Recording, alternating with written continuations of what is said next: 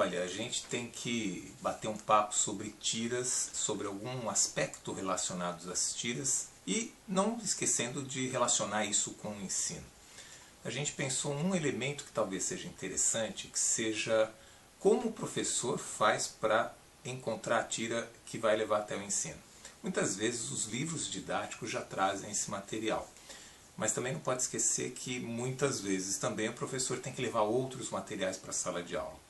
E aí, uma das fontes para se recorrer são sempre os jornais, os cadernos de cultura dos jornais que publicam tiras, enfim.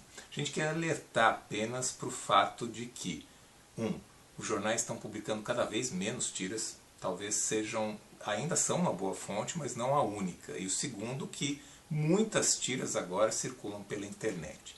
Só para a gente ter uma ideia disso, a gente selecionou alguns dados que são de 2014, mas são os únicos dados que a gente tem no país que tentam mostrar como é que está esse cenário de tiras, desse casamento de tiras com os jornais no Brasil. É um levantamento que a gente fez em 2014, que pegou, vou pegar minha cola aqui para não errar os dados, pegou os 26 estados do país, mais Distrito Federal, pegou as capitais de cada um desses estados e também o Distrito Federal. Isso aí somou 94 jornais dentro dessa pesquisa aí para saber. A proposta era saber quais jornais brasileiros das capitais do país publicam ou não tiras. E aí o resultado foi que 61,7% dos jornais, ou seja, 58 desses jornais, não tem seção de quadrinhos. Então dá para dizer que mais ou menos de cada 10 jornais que circulam nas capitais brasileiras, 6 não trazem seção de quadrinhos. O que leva para o outro dado, que 36 jornais, 38,3%, teriam seção de tiras. Desses 38,3%, que são jornais das capitais do Brasil que traziam tiras, o resultado é que existem 108 espaços próprios para publicar tira.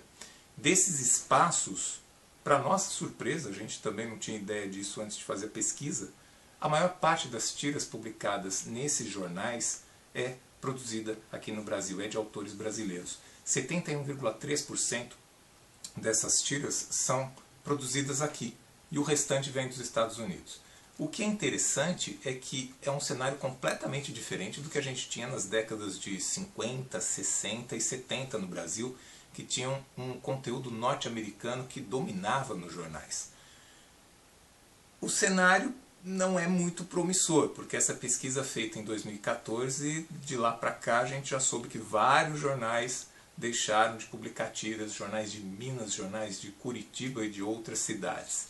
Então, mesmo distribuidoras de tiras, a gente soube dessa informação há pouquíssimo tempo, elas mantêm um cartel aí de desenhistas que podem distribuir tiras para outros jornais, só que só conseguem distribuir tiras de 7 autores. É um número quase 4 vezes menor do que era há 5 anos.